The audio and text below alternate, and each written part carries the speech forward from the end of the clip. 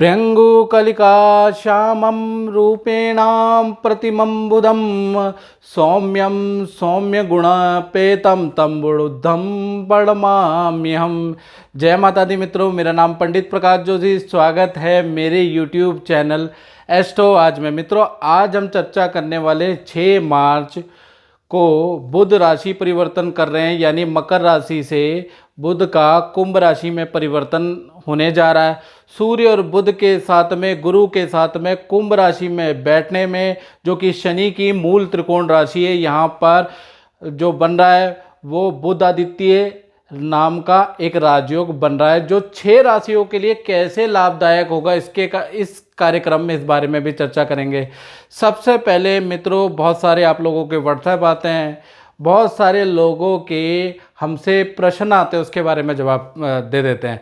पहला चीज़ कि यूक्रेन और रशिया का जो युद्ध चल रहा है, क्या ये दुनिया का आखिरी थर्ड वार या दुनिया ख़त्म हो जाएगी, ऐसी स्थिति के हमारे पे प्रश्न आते हैं। तो मैं पहली बात कहूँ, शास्त्रों के अनुसार कलयुग 4,32,000 वर्षों का है, यानी कि अभी प्रथम ही चरण कलयुग का चल रहा है, यानी कि अभी जो भी परिस्थिति रहे दुनिया ख़त्म नहीं होगी, क्योंकि कलयुग 4,32,000 वर्षों का है। पहला डाउट ये ख़त्म हो गया। आगे क्या होगा, आगे क्या होने वाला है? तो रूस और यूक्रेन का जो युद्ध है ना मित्रों, इसमें देखा जाए तो जब भी सूर्य और शनि आपस में आते हैं तो कहीं ना कहीं युद्ध होता ही है, क्योंकि आपका मेदनीय ज्योतिष में इंटरेस्ट कम है। वैसे हम लोग हर साल कुछ ना कुछ बताते हैं, कुछ आतंकवादी घटना, कुछ विस्फोटक, कुछ अग्नि से संबंधित घटनाएं, लेकिन क्या होता है कि आपका राशियों पे इंटरेस्ट है तो आपका इसमें इंटरेस्ट जाता नहीं है जब तक घटना नहीं होती। नहीं तो पिछले साल की भी वीडियो देखोगे, उससे पिछले साल की भी वीडियो देखोगे, तो जो मेदनीय ज्योतिष में जो घटनाएं बताते हैं तो वो कहीं ना कहीं ज्योतिष की घटनाएं, सारी तो नहीं लेकिन काफ़ी हद तक सच होती है। इसी प्रकार से जैसे सूर्य और मंगल आए तो युद्ध हो गया, ठीक है।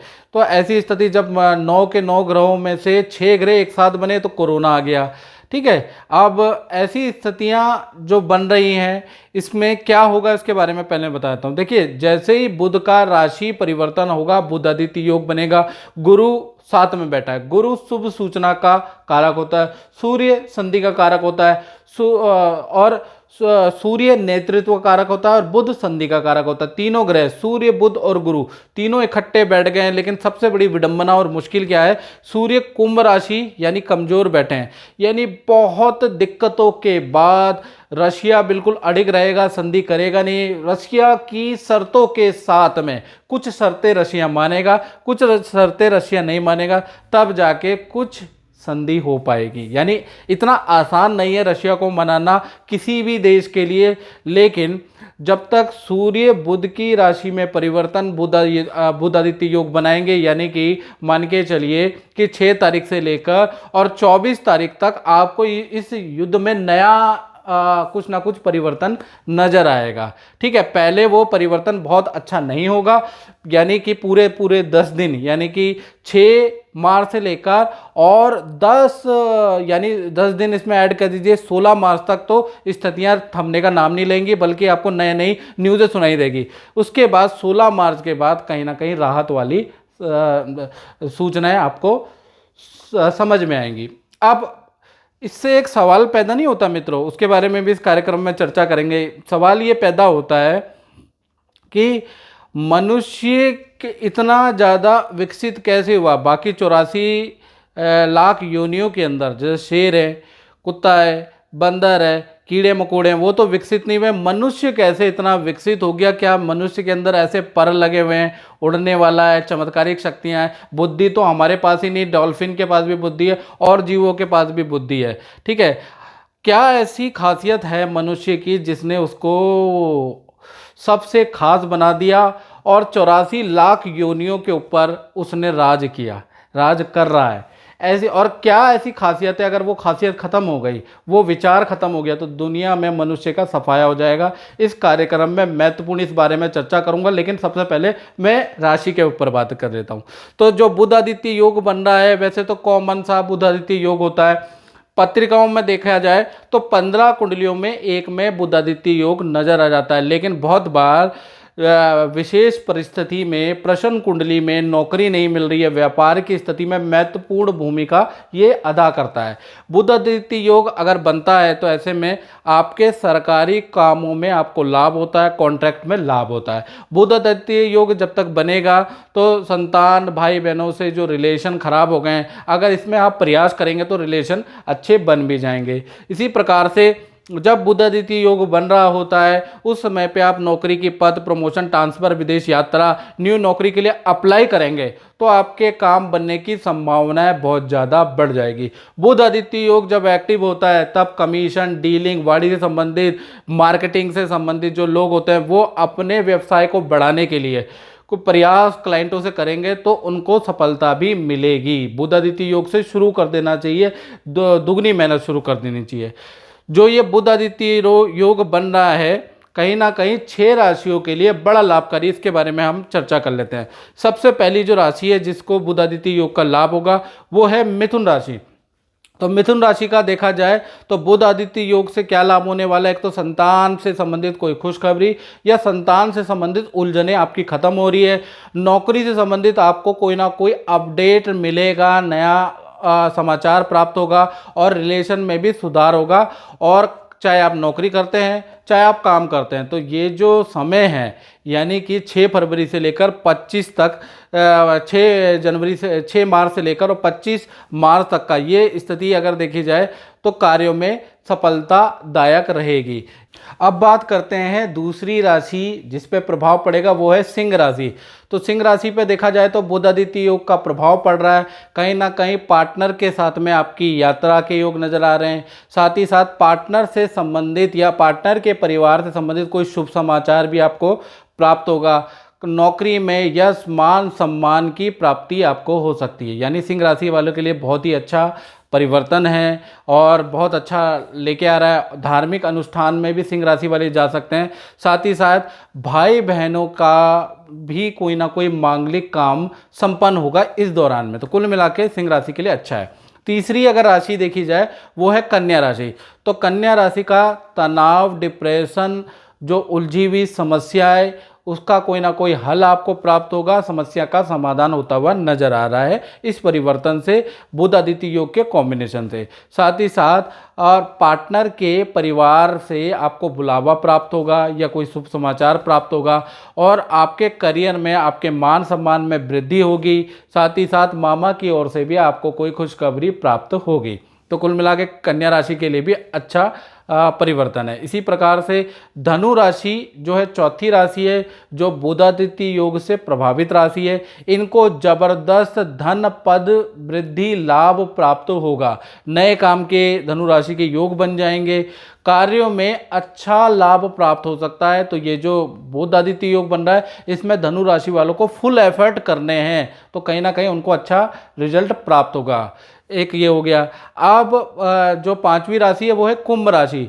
तो कुंभ राशि में ही ये योग सूर्य, बुध आदित्य योग और साथ में गुरु का योग, त्रिवर्गीय ग्रह का योग बन रहा है। तो कहीं ना कहीं काम में कुंभ राशि वालों की वृद्धि हो रही है, पद धन लाभ में वृद्धि हो रही है, कहीं ना कहीं अच्छा धन प्राप्त होगा और मांगलिक काम यानी कि तीर्थ यात्रा में जाने के योग नजर आएंगे या आप धार्मिक हो जाएंगे, कोई ना कोई अध्यात्म चिंतन या अध्यात्म सत्संग करने वाले हैं इस समय पे। इसी प्रकार से अब जो छठी राशि और अंतिम राशि है वो है मीन राशि। तो मीन राशि का अगर देखा जाए तो धन और काम का लाभ होता हुआ उनको नजर आ रहा है। रिलेशन में जो मतभेद थे वो उसमें सुधार अचानक हो जाएगा। समाज में कोई ना कोई पद, लाभ या सम्मान आपको प्राप्त होगा। भाई बहनों से संबंधों में मधुरता हो जाएगी। तो कुल मिला के ये जो बुध आदित्य योग का इफेक्ट है, ये जो छठी राशि है वो है मीन राशि, इनको प्राप्त होगा। बाकी और भी राशि हैं उन पे इतना इफेक्ट नहीं पड़ रहा है, मतलब उनका जैसा चल रहा है वैसा चलेगा। इन 6 राशियों पे इफेक्ट पड़ने के योग नजर आ रहे हैं। अब बात करते हैं मित्रों कि जैसा इसमें मैंने आपके सामने एक प्रश्न छोड़ा था कि मानव ने ऐसा क्या किया कि उसकी ग्रोथ 84 लाख योनियों में सबसे ज़्यादा हो गई। क्या कभी आपने सोचा है कि मानव के अंदर ऐसी खासियत भगवान ने क्या दी है जो कि उनकी ग्रोथ 84 लाख योनियों से ज़्यादा हो गई। जैसे शेर है, शेर के अंदर अपनी एक जान है, इसी तरह से चीते के अंदर अपनी फुर्ती है, हिरण के अंदर अपनी फुर्ती है। मनुष्य के अंदर देखा जाए तो ऐसा कुछ भी ज़्यादा है नहीं। मनुष्य नाजुक है, कोमल है, आपने देखा ही होगा। उसके बावजूद भी 84 लाख योनियों पे वो नेतृत्व करता है। तो ऐसा क्या मनुष्य के हाथ में लगा कि उसको भगवान की कृपा प्राप्त हो गई कि वो 84 लाख योनियों पे नियंत्रण करने लगा। तो जब मनुष्य का प्रारंभिक जीवन स्टार्ट हुआ या प्रारंभ हुआ तो आदिवासी वाला जीवन हम बिताते थे। हमें एक ध्यान जिसने हमारा जीवन बदल दिया वो है, और वो 84 लाख योनियों में और कोई योनि वाले नहीं करते, इसलिए उनकी ग्रोथ नहीं हुई, सिर्फ मनुष्य करता है। वो है प्रभु प्रकृति की इबादत आराधना, जो उसके ध्यान में आई। और जब से मनुष्य ने ईश्वर की इबादत आराधना करने लगे, चाहे आप जीसस को मानते हैं, चाहे आप क्रिश्चियन धर्म से बिलोंग करते हैं, चाहे आप सिख धर्म से बिलोंग करते हैं, चाहे आप मुस्लिम धर्म से बिलोंग करते हैं, हर धर्म में इबादत मनुष्य करता ही करता है। और ये इबादत सबके दिमाग में कहीं ना कहीं से आई। ये तो ऐसा है नहीं कि एक के दिमाग में आई, सब ही लोग इबादत करते हैं। और ये जो इबादत है, इसने हमें एक साथ मिलके जीना सिखाया, समूह में रहना सिखाया, करुणा, प्रेम, त्याग, परोपकार सिखाया, जिससे हमारा कल्याण और हमारे मस्तिष्क का विकास होता गया। क्योंकि पहले पहले में तो हमें औजार बनाने भी नहीं आते थे, हमारे अंदर इतनी जड़ता थी, नंगे हम घूमते थे। लेकिन जब ईश्वर का हमें अनुभूति हुई, हम ईश्वर की आराधना करने लगे, तो क्या हुआ, हम ईश्वर पे सारी चीज़ें छोड़ने लगे। तो क्या हुआ, ईश्वर से डरने लगे, ईश्वर की लाज करने लगे, शर्म करने लगे। तो उससे क्या हुआ कि हम ग्रोथ, विकासशील होते चले गए। अब हम ख़त्म कैसे होंगे, जब हमारी बुद्धि बहुत ज़्यादा बढ़ जाएगी, जब हम ईश्वर को नकार देंगे कि ईश्वर तो कुछ होता ही नहीं है, फिर क्या होगा, हम एक दूसरे को टॉलरेट नहीं कर पाएंगे, फिर युद्ध होंगे, फिर परमाणु युद्ध होगा, एक दूसरे भाई बहनों में युद्ध होगा, हम दूसरे को देख ही नहीं पाएंगे। यानी कि ईश्वर जब तक है तब तक मनुष्य टिका हुआ है, याद रखना मेरी बात का। और ये भविष्यवाणी भी है, जिस दिन जिस कौम ने ईश्वर नाम के वाक्य या ईश्वर नाम की भक्ति, कुछ भी कह सकते हैं, या ईश्वर या गॉड नाम की शब्द, आराधना, अणु, जो भी आप माने, को भुला दिया, उसके बाद मानव जाति का अंत होना प्रारंभ है। और हम एक दूसरे को खुद ही मारेंगे, याद रखिएगा। हमारे और मनुष्य की ग्रोथ के अंदर सिर्फ एक ही व्यक्ति जुड़ा हुआ है, वो है ईश्वर। तो कहीं ना कहीं ईश्वर तो है ही, जिसने हमें यहाँ से, पशुओं से और इंसान तक हमें बनाया है। इसलिए ईश्वर की आराधना करें और आस्था कर रखें, लॉजिक ना ढूंढें। आस्था अलग चीज़ होती है, आस्था नहीं हमें बनाया रखा है, बचाए रखा, सर्वश्रेष्ठ बनाया है। और अगर आपको मेरे से भी बढ़िया तर्क लग रहा है तो आप कमेंट बॉक्स में ज़रूर लिखें। तो मित्रों, इस कार्यक्रम में बस इतना ही। मुझे दीजिए इजाज़त। जय माता दी।